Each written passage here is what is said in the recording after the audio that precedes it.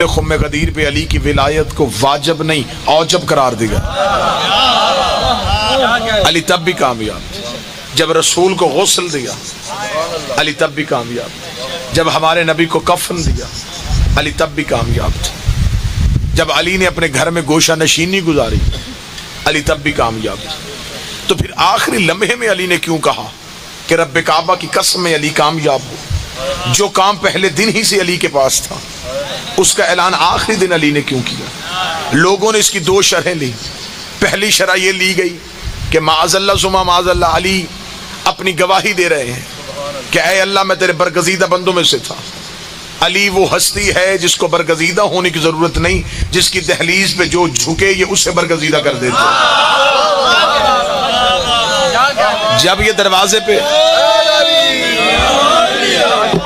झुकने वाले को सलमान बना देते हैं, तो फिर अब ये जुमला अली का ये तवज्जो आप मेरी तरफ रखें। मेरे बादशाह ने ये जो तरीक साथ जुमला कहा, फुज़्तु तो बिरब्बिल काबा, रब्बे काबा की कसम, दरूद सारे हजरात मिलके बुलंद आवाज से।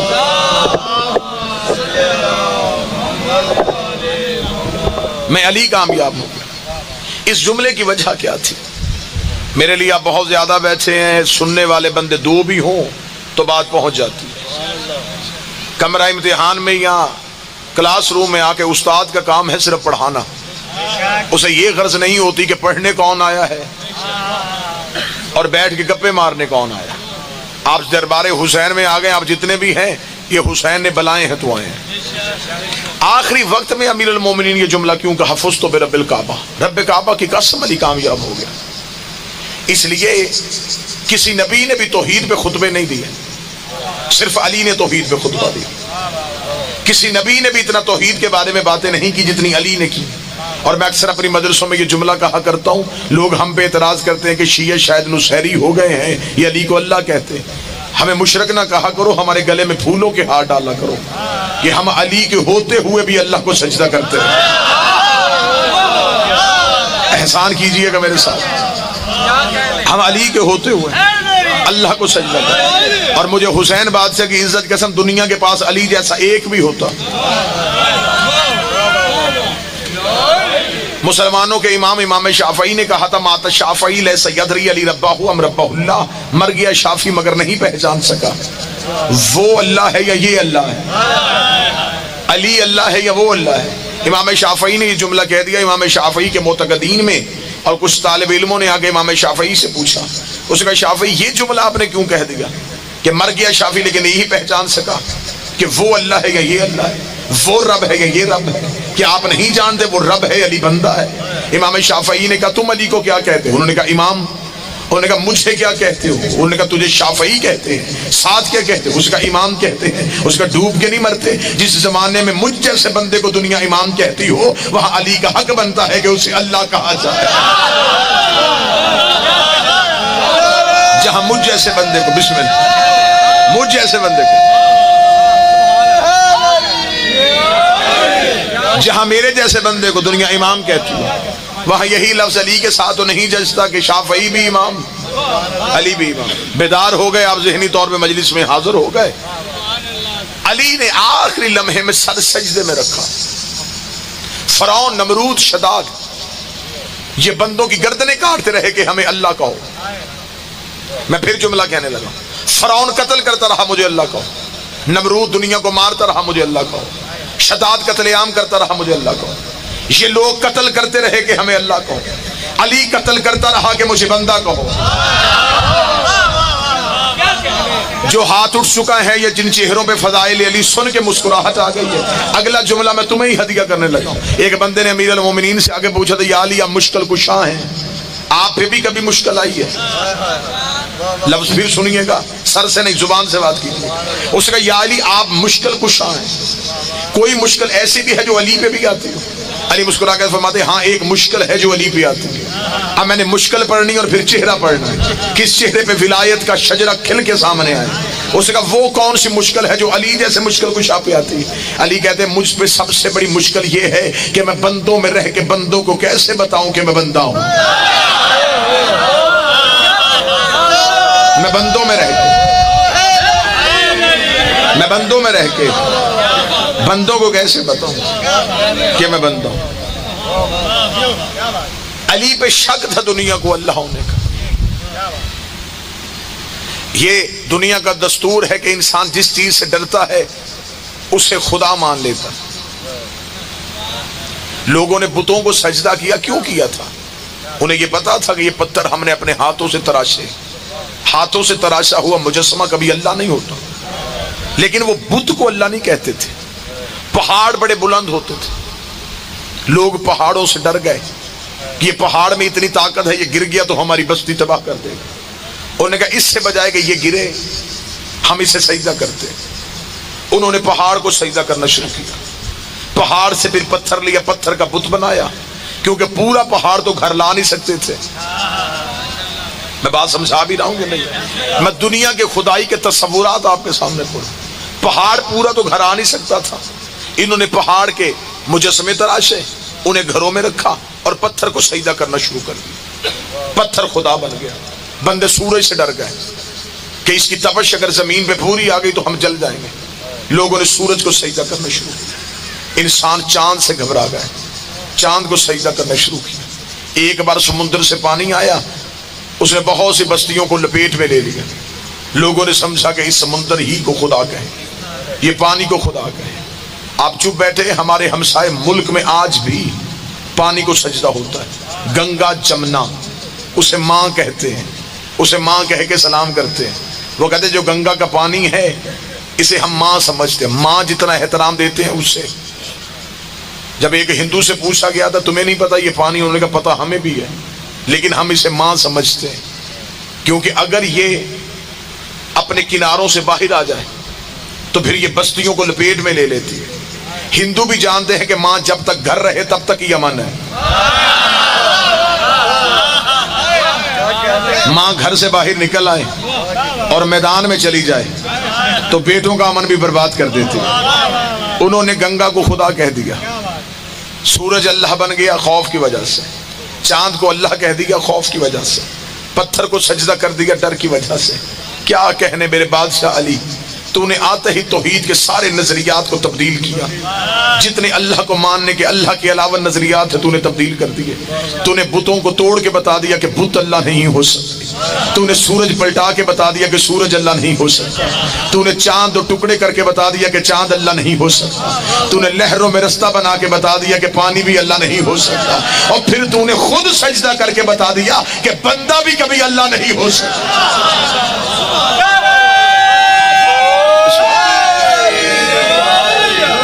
بسم اللہ سے. یہ جو امیر المومنین نے سر سجدے میں رکھا اور سجدے کی حالت میں علی کے سر پہ ضرب لگی. علی نے کہا فوز تو پہ رب الکعبہ. اب علی کامیاب ہو گیا، کیونکہ قیامت تک جب بھی کوئی پوچھے گا کہ علی کیسے شہید ہوئے تو لوگ کہیں گے سجدے میں. جب سجدہ سنیں گے بندوں کو یاد ہے کہ علی سجدہ کرتا تھا، اس کا مطلب علی اللہ نہیں تھا. عیسیٰ قوم کی نظروں سے اوجھل ہوا. آج عیسائی عیسیٰ کو کیا کہتے ہیں؟ بولیں گے آپ میرے ساتھ. زیادہ مجمع میں ڈر کے نہیں بولتے، تھوڑے مجمع تو آپ بول سکتے ہیں. عیسیٰ کو کیا کہا جاتا ہے؟ اللہ کا بیٹا. اور سب سے زیادہ پڑھی لکھی قوم آج کے دور میں عیسائی ہے. جتنی نئی ریسرچ آتی ہے وہ سارے عیسائی کرتے ہیں. میڈیکل کی دنیا میں جتنے بھی تحلقے آتے ہیں وہ سارے عیسائیوں کے ہوتے ہیں. جب وہ اتنے پڑھے لکھے ہیں، اتنے سمجھدار ہیں، اتنا شعور ان کے پاس ہے، پھر وہ عیسیٰ کو اللہ کا بیٹا کیوں سمجھتے؟ آخر وہ اپنے مذہب پہ ریسرچ کیوں نہیں کرتے؟ انہوں نے اپنے مذہب پہ ریسرچ کی، لیکن کیونکہ ان کی انجیل تحریف ہو گئی، ان کی بائبل تبدیل ہو گئی.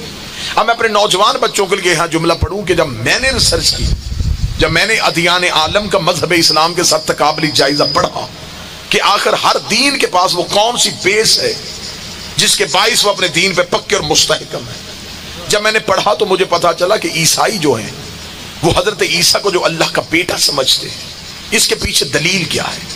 جب میں نے دلیل پڑھی تو اس کی دلیل ان کی بائبل سے ملی. جس طرح ہمارے ہاں قرآن میں سپارے ہوتے ہیں، اس طرح بائبل میں مختلف باب اور مختلف چیپٹر ہوتے ہیں. بائبل کے اندر ایک چیپٹر ہے متی کی انجیل. متی کی انجیل میں حضرت عیسیٰ کو اللہ کا بیٹا کہنے کا راز لکھا ہوا. وہ یہ لکھتے ہیں کہ آپ یہ سمجھیے گا کہ وہ کہتے ہیں کہ جب حضرت عیسیٰ کو زندان میں رکھا گیا تھا، قید خانے میں حضرت عیسیٰ کو رکھا گیا، تو حضرت عیسیٰ، یہ ہماری تاریخ بھی کہتی ہے حضرت عیسیٰ قید خانے میں تھے. ان کے 12 حواری تھے حضرت عیسیٰ کے. یہ میری قوم کے بچے ہمیشہ یاد رکھنا، جتنے بھی نبی ہیں ان کے جانشین 12 سے زیادہ نہیں تھے. حضرت موسیٰ کے لیے سورہ بنی اسرائیل میں خدا کہتا ہے نقبہ بنی اسرائیل، ہم نے جو بنی اسرائیل کے نقیب بنائے ان کی تعداد 12 تھی. کسی نبی کے جانشین 12 سے زیادہ نہیں ہو سکے، 12 سے آگے کسی نبی کے جانشین. حضرت عیسیٰ کے جو حواری تھے وہ 12 تھے. تو جو پوری رکھیے گا سر. حضرت عیسیٰ کے وہ حواری زندان کے دروازے میں بیٹھے تھے. اب میں لفظ وہی پڑھنے لگا ہوں تاکہ آپ اگر کل کو جا کے بائبل پڑھیں یا انجیل میں وہ لفظ پڑھیں تو آپ کو وہی لفظ ملے جو میں ممبر سے آپ کو سنا رہا ہوں. وہ کہتے ہیں کہ خداوند یسوع مسیح، خداوند یسوع مسیح وہ کہتے ہیں حضرت عیسیٰ کو، وہ کہتے ہیں خداوند یسوع مسیح زندان میں تھا، 12 حواری دروازے میں بیٹھے ہوئے تھے. یا خداوند یسوع مسیح زندان میں پکار پکار پکار، یہ 3 دفعہ لفظ آیا بائبل میں. خداوند یسوع مسیح یعنی کہ عیسیٰ پکار پکار پکار کے کہہ رہے تھے ایلی ایلی لما شبقتنی. بائبل میں، پوری بائبل اردو میں لکھی ہوئی ہے. یہ جو جملہ ہے یہ اردو میں نہیں، یہ عبرانی زبان میں لکھا ہوا. بالکل بائبل والے اسے ایسے ہی مانتے ہیں جیسے ہمارے قرآن میں لکھا ہے الف لام میم حامیم عین سین کاف کا ہا یا عین صاد. ہمیں اس کا پتہ نہیں لیکن احترام ہے. بالکل ویسے ہی عیسائی کہتے ہیں کہ یہ جو لفظ ہے نا ایلی ایلی لما شبقتنی، یہ ایک راز ہے جسے ہمیں نہیں پتا. ایلی ایلی لما شبقتنی عبرانی زبان کا لفظ ہے. عبرانی میں ایلی ایلی لما شبقتنی کا اگر اردو میں ترجمہ کریں تو یا علی مدد بنتا ہے. شاید میں سمجھا رہا ہوں یا نہیں سمجھا. ایلی ایلی، خود نہج البلاغہ میں میرے بات سے علی نے فرمایا میں وہ ہوں جسے انجیل میں ایلیا کہا جاتا ہے.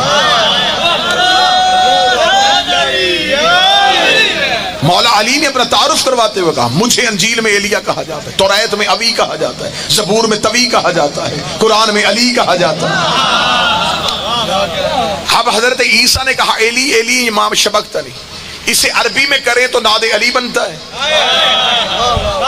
اردو میں کریں تو یا علی مدد بنتا ہے. لیکن اب میں نے راز پڑھنا ہے کہ حضرت عیسیٰ کو اللہ کا بیٹا کیوں کہا جائے. وہ کہتے حضرت عیسیٰ پکار پکار کے کہہ رہے تھے ایلی ایلی لما شبقتنی. اب بائبل میں لکھا متی کی انجیل میں کہ ناگہا اچانک ایک نور زندان میں آیا، اس نے عیسیٰ کو لپیٹا اور وہ نور آسمان کی طرف اڑا. 12 حواریوں نے اڑتا ہوا نور دیکھا. انہوں نے نیچے سے آواز دے کے کہا اے خداوند یسوع مسیح تو کہاں جا رہا؟ تو انہوں نے کہا عیسیٰ جاتے ہوئے کہنے لگا میرا باپ مجھے لینے کے لیے آ گیا. 2-4 بندے سمجھنا لیکن سمجھ کے ضرور جانا. عیسائی کہتے ہیں کہ عیسیٰ جاتا ہوا کہہ کے گیا میرا باپ مجھے لینے کے لیے آ گیا. وہ کہتے ہیں یہ آخری لفظ ہے جو عیسیٰ نے زمین پہ بھیجے. اس کے بعد عیسیٰ چلے گئے. عیسیٰ جاتے ہوئے کہہ گئے میرا باپ مجھے لینے آ گیا. اب انہوں نے سمجھا کہ اللہ لینے آیا تھا. عیسیٰ جاتا ہوا بتا گیا کہ اللہ میرا باپ ہے. تو اب ہمیں پتا چل گیا کہ عیسیٰ اللہ کا بیٹا ہے. عیسائیوں نے قرآن نہیں پڑھا. اللہ قرآن میں کہتا ہے میں تمہیں مثال دیتا ہوں آدم اور عیسیٰ کی، کیونکہ یہ دونوں ہی تراب کے بیٹے تھے جسے دنیا نے. لہذا امیر المومنین نے توحید کو بچانے کے لیے علی کا سر سجدے میں تھا. اور یہ دیکھیے اللہ کا یہ جو مولا علی کو کعبے میں اتارا ہے نا کسے رام یسر نشد سعادت بکعبہ ولادت و مسجد شہادت. کہا کہ کسے یہ اعزاز حاصل ہے کہ کعبے میں آئے اور مسجد سے جائے.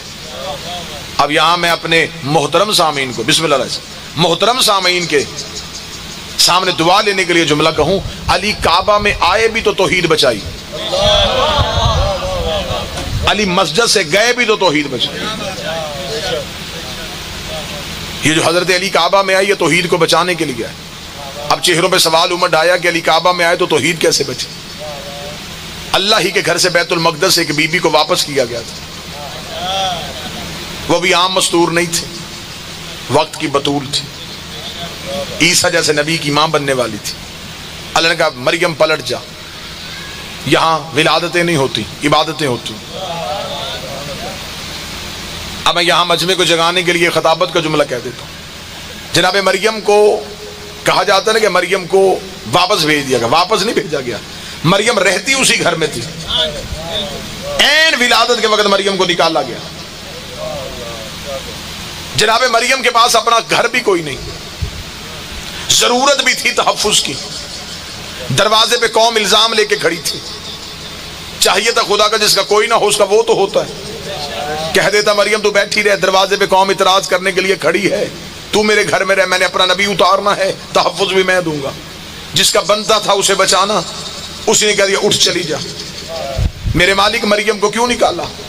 مریم گھر بیٹھی تھی، اسے نکال دیا. علی کی ماں آئی نہیں تھی،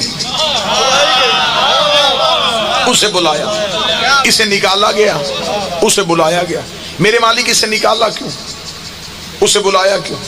اس کے پاس گھر کوئی نہیں، اس کے پاس ابو طالب کی چھت ہے، حویلی بھی عمران کی ہے، اسے بلا لیا. اس کے پاس مکان کوئی نہیں، اسے نکال دیا. یہ کیا کیا تو نے؟ فرمایا نکال کے بھی توحید بچائی، بلا کے بھی توحید بچائی. نکال کے توحید کیسے بچی اور بلا کے توحید کیسے بچی؟ فرمایا اگر مریم میرے گھر میں عیسیٰ کو پیدا کر دیتی، قیامت تک کے لیے مولوی کہہ دیتے کہ بیٹا تھا تو باپ کے گھر میں پیدا ہوا، عیسائیوں کی دلیل مضبوط ہو جاتی. تو مسلمان عیسائیوں کو کیا جواب دیتے؟ عیسائی کہہ دیتے، پادری کہہ دیتے بیٹا تھا تو باپ کے گھر میں پیدا ہوا. لہذا میں نے مریم کا نہیں، نکل جا. میرا ہوتا تو میں اپنے گھر میں اتار لیتا. لہذا مریم سے کہا تو نکل جا. اچھا میرے مالک تو نے عیسیٰ کو تو اس لیے نکالا، عیسیٰ کو تو اس لیے نہیں آنے دیا کہ تیری توحید خطرے میں تھی. پھر علی کی ماں سے توحید کو کیا تھا؟ اسے کیوں بلایا؟ فرمایا میں نے عیسیٰ کو اس لیے نکالا ہے کہ دنیا نے عیسیٰ کو اللہ کا بیٹا کہنا ہے. علی کی ماں کو اس لیے بلایا کہ دنیا نے علی کو بیٹا نہیں بلکہ خدا کہنا ہے. میں علی کو اپنے گھر اتاروں گا. جب بھی تیرا رجب آئے گی شیعہ سنی کہیں گے علی اللہ کے گھر میں آیا، علی اللہ کے گھر میں آیا، علی اللہ کے گھر میں آیا، علی اللہ کے گھر میں آیا. میں دنیا کی زبانوں سے کہلوا دوں گا علی اور ہے، اللہ اور ہے، علی اور اللہ اور. آخری وقت میں امیر المومنین نے سر سجدے میں رکھ کے فوز تو برب الکعبہ یہ کہا. میں کامیاب ہو گیا. کامیابی اس لیے ہوا کہ علی کا سر سجدے میں تھا. علی کا سر سجدے میں نہ ہوتا تو آج شاید چند جاہل کہہ دیتے کہ علی بھی چھپا ہے عیسیٰ کی طرح. فرمایا توحید بچا لی ہے میں نے. جب بھی کوئی میری شہادت پڑھے گا تو کہے گا سجدے میں تھا، سجدے میں تھا. جب تک علی رہے گا تب تک جلی رہے گا، جب تک جلی رہے گا تب تک علی رہے گا. کیونکہ میں اکثر یہ لفظ کہتا ہوں اس میں اور ان میں ایک تعلق ہے. انہوں نے اسے منوایا، اس نے انہیں منوایا. دنیا اس کے پاس جاتی ہے، وہ کہتا انہیں مانو. دنیا ان کے پاس آتی ہے، یہ کہتے ہیں اسے مانو. وہ انہیں منواتا ہے، یہ اسے منواتے ہیں. یہ نماز پڑھ کے بتاتے ہیں کہ عبادت کیا ہے. اب اگلا لفظ بڑا قیمتی ہے اور کوئی چہرہ پریشان نہیں ہوگا، سارے چہروں میں مسکراہٹ آئے گی. یہ نماز پڑھ کے بتاتے ہیں کہ اس کو جھکنے کا طریقہ کیا ہے. وہ درود پڑھ کے سناتا ہے کہ ان کی عزت کا طریقہ کیا ہے. یہ عبادت کرتے ہیں، یہ عبادت کرتے ہیں. وہ درود پڑھتا ہے ان اللہ و ملائکۃ یصلون علی النبی، بے شک اللہ بھی اور اس کے فرشتے بھی درود پڑھتے ہیں. اے ایمان والو تم بھی درود پڑھو.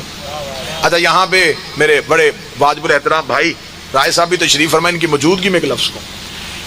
جب بھی آپ کو ممبر سے کوئی ذاکر خطیب وائز کہے، ہم کہتے ہیں جی درود پڑھیں، تو آپ جو درود پڑھتے وہ درود کیا؟ اللہم صلی علی محمد و آل محمد. میں نے آپ سے کہا تھا درود پڑھیں، آپ نے آگے سے ایک دعا پڑھی کہ میرے اللہ تو درود پڑھ محمد و آل محمد پہ. یعنی کہ ہم اسے کہتے تو پڑھ، وہ قرآن میں کہتا تم پڑھو. پھر درود ہے کیا؟ پریشان ہو گئے آپ بھائی. یہی کہا نا اللہم صلی علی محمد و آل محمد. میرے اللہ تو درود پڑھ. محمد پہ اور آل محمد پہ. وہ قرآن میں کہتا تم درود پڑھو محمد پہ اور آل محمد پہ. امام صادق سے پوچھا گیا تھا مولا محمد والے ما ھذا صلی، یہ درود کیا ہے، یہ صلی کیا ہے جو ہم اسے کہتے ہیں تو پڑھ، وہ ہمیں کہتا ہے تم پڑھو. امام کے چہرے پہ مسکراہٹ آئی، فرمایا ہماری ولایت کے اقرار کو درود کہتے ہیں، ہمارے اختیارات کے اقرار کو درود کہتے ہیں. وہ بھی ان پہ پڑھتا ہے، ہم بھی پڑھتے ہیں. اب میں لفظ آسان کر دیتا ہوں، بات بہت آسان کر کے یہیں پہ گفتگو کو کلوز کر دیتا ہوں. میرے بھائیوں کا حکم تھا اور میں نے ابھی اسی وقت یہاں سے نکل کے سیدھا ایئرپورٹ جانا ہے، مجھے بادشاہ کی دہلیز پہ جانا ہے نجف الاشرف پہ. میں مالک کا سلام انشاءاللہ آپ کو کل کی ظہرین کی نماز پہ مالک کی بارگاہ میں آپ کا سلام بھی پہنچاؤں گا، اور مالک آپ تمام کو لے کے جائیں، آپ کو اس عرض پاک کی زیارت نصیب ہو جہاں جا کے جنت کی خواہش نہیں کی جاتی. جنت کی خواہش ہوتی نہیں ہے، جنت کی خواہش وہاں ہوتی ہے جہاں بندہ خود جنت میں نہ ہو. اب انہوں نے جھک کے بتایا کہ عبادت کیا ہے، اس نے درود پڑھ کے بتایا تعظیم کیا ہے. یہ عبادت سکھاتے رہے، وہ تعظیم سکھاتا رہا. یہ کہتے رہے اسے جھکو، وہ کہتا انہیں جھکو. یہ عبادت سکھا رہے، وہ تعظیم سکھا رہا ہے. آج یہ دونوں نظریات آج 2018 میں شیعہ قوم پہ اختلاف کی وجہ بن گئے. جن کے پاس عبادت ہے وہ تعظیم نہیں کر رہے. میں تو بالکل آخر پہ آ گیا ہوں، میں تو نچوڑ پہ آ گیا ہوں. جن کے پاس عبادت ہے وہ کہتے علم کو جھکنا ضروری نہیں. اللہ کو سجدہ کر کے آئیں اور مسجد کے باہر علم لگا ہو تو وہ نمازی اپنے نماز کے گھمنڈ میں علم کو سلام کرنا بھی توہین سمجھتا. یہ میں آپ کے سامنے حقائق پڑھ رہا ہوں. اللہ کو سجدہ کرنے کے بعد وہ کہتا جی علم کو سجدہ ضروری نہیں، تعزیے کا احترام ضروری نہیں، ماتم حسین ضروری نہیں، کالے کپڑے پہننا ضروری نہیں. عبادت ہونی چاہیے، اللہ کو راضی کرنا چاہیے، بس اس کے علاوہ کچھ نہ ہو. اب جن کے پاس عبادت ہے انہوں نے تعظیم چھوڑ دی. جن کے پاس تعظیم تھی انہوں نے عبادت چھوڑ دی. وہ امام بارگاہ میں گئے اور صرف چراغ جلا کے واپس آ گئے. میں حقائق پڑھ رہا ہوں آپ. انہوں نے علم کے نیچے صرف چراغ جلایا. اور میں فقیر پرست آدمی ہوں، سادات پرست بندہ ہوں، میں تو یہ جملہ کہا کرتا ہوں اس چراغ کا کوئی فائدہ نہیں جو منت کے لیے جلایا جائے. چراغ وہی ہوتا ہے جو عشق میں جلایا جائے. اس چراغ کا کیا فائدہ کہ چراغ جلایا اور 7-10 مطالبات کی فہرست بھی علم پہ رکھ دی کہ غازی یہ میری خواہشیں ہیں، یہ پوری کر دیں، اگلی جمعرات میں پھر آگے جلا دوں گا. غازی تیرے چراغ کا محتاج، تو صرف آگے جھک مانگنا. ماں کو پتا چل جاتا ہے کہ بچے کو کب دودھ دینا ہے، اور جو ماں کے پیٹ میں بچے کی شکل بناتا ہے اسے نہیں پتا کب کیا دینا. ان کے دروازے میں جھکنے کا سلیقہ سیکھو، صرف جھکنے کا سلیقہ. اکثر یہ ہوتا ہے کہ مجھے دکھ ہوتا ہے کہ بندے تابوت کو کندھا بھی دیا ہوا ہے اور دنیا مانگ رہے ہیں.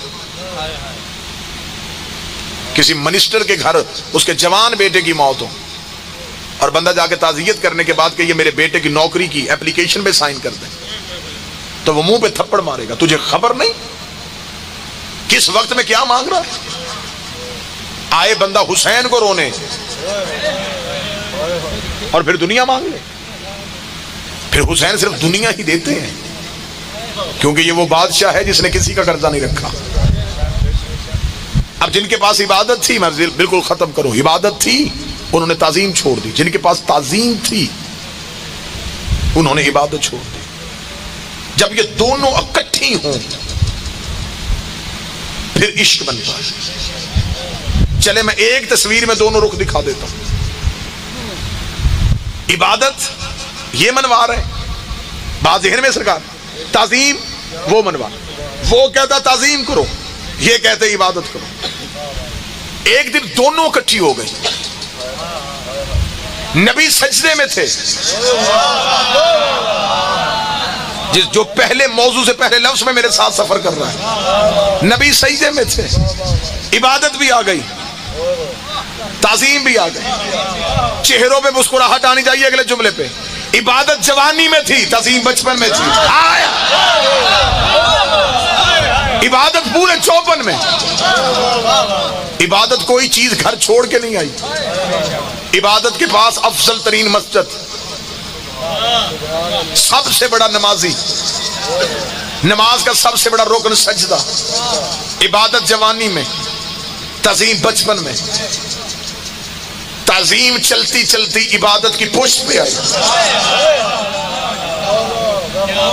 عبادت کی پشت پہ تعظیم کا آنا تھا. یہاں جو سجدے میں تھا، اس نے سجدے میں سوچا میرے مالک اب کیا کروں، عبادت بچاؤں یا تعظیم بچاؤں؟ چھوڑ دوں یہیں پہ تسبیح، اٹھا کے حسین سینے سے لگا لوں؟ فرمانا حسین بھی بیٹر ہے، سجدہ بھی بڑھا دے، سجدہ بھی بڑھا دے. آخری صدر کربلا گامے شاہ کی دیواروں پہ نقش کر کے جانے لگا. آواز قدرت آئی، نہ تعظیم گرنے دینا، نہ عبادت گھٹنے دینا. دنیا کو بتا کے جا، جب یہ عبادت میں آئے، عبادتیں رکتی نہیں، طویل ہو جاتی. ان کے آنے سے عبادت رکے گی نہیں، عبادت طویل ہو. آخری سطر جو نماز پڑھا رہا تھا وہ عابد نہیں تھا، عبد تھا. سبحان الذی اسری بعبدہ، پاک ہے وہ جو اپنے عبد کو لے گیا. عبد نبی تھا. جو پیچھے پڑھ رہے تھے وہ عابد تھے، جو پڑھا رہا تھا وہ عبد تھا. میں پھر لفظ کہنے لگا ہوں. عابد پڑھ رہے تھے، عبد پڑھا رہا تھا. حسین آئے حجرے سے، حسین عابدوں سے گزرتے ہوئے عبد کی پوشت پہ آگے بیٹھ گئے. معبود دیکھ رہا تھا، عبد پڑھا رہا تھا، عابد پڑھ رہے تھے. پھر لفظ سننا، معبود دیکھ رہا تھا، عبد پڑھا رہا تھا، عابد پڑھ رہے تھے. حسین عابدوں میں بھی نہیں رکا، حسین عابد کی پشت پہ آیا. اب جو بندہ کربلا گامے شاہ میں حسین سننے کے لیے آیا ہے، حسین نے عابد کی پشت پہ آ کے معبود کی طرف دیکھا. حسین نے دیکھے کہا یہ ہے عابد، یہ ہے عابد، تو ہے معبود. اب بتا حسین کون ہے؟ فرمایا حسین نیچے نہ اترنا، میں دنیا کو بتاؤں حسین کون ہے. عابد پیچھے ہے، عابد نیچے ہے، معبود اوپر ہے. تو ہے ابا عابد اللہ. بسم اللہ. تو ہے اللہ کے عبد کا مالک. آج بھی ہر شیعہ اپنی نماز میں یہ جملہ کہتا ہے، زیارت حسین پڑھتے، والسلام علیکہ یا ابا عبداللہ، اے ابا عبداللہ حسین تجھ پہ ہمارا سلام. اشہد انک قد اقمت الصلاۃ، ہم گواہی دیتے ہیں کہ تو نے صلاۃ کو قائم کر کے دکھایا. پڑھتے ہم ہیں، حسین قائم کر کے گیا. جو قائم کی گئی صلاۃ ہے وہ ولایت علی ہے. تو نے ولایت امیر المومنین کو قائم کر کے دکھایا. میرا بادشاہ ہر کسی کو لے کے جائے، زندگی میں ایک بار کربلا ضرور جانا. کربلا جانے کا تعلق نیت سے نہیں، اندر کے عشق سے. ارادہ تو ہر بندہ کر لیتا. بعض بندے کہتے کربلا نیتیں جاتی ہیں. جس بندے سے پوچھو وہ بندہ کہتا ہے جی میری بڑی نیت ہے، لیکن حسین بلاتے نہیں. حسین سب کو بلاتے. کربلا جانے کے لیے عشق چاہیے. نیت کوفے والے بھی کر کے بیٹھے تھے کہ ہم حسین کی نصرت کریں گے، لیکن جنہیں عشق تھا انہوں نے چراغ بجھے میں بھی حسین نہیں چھوڑا.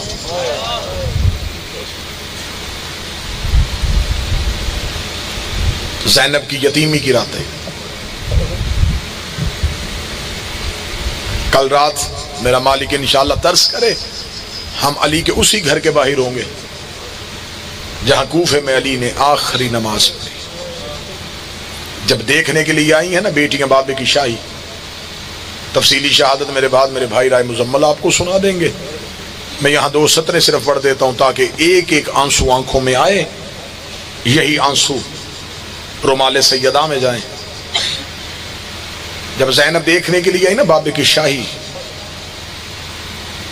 تو امیر المومنین کوفے کے باہر آ کے کھڑے ہو گئے۔ اس دن علی نے کوفے میں اعلان کروایا ہوا تھا کہ آج کسی عورت کا بچہ بھی چھت پہ نہ آئے، آج میری بیٹیاں آ گئی۔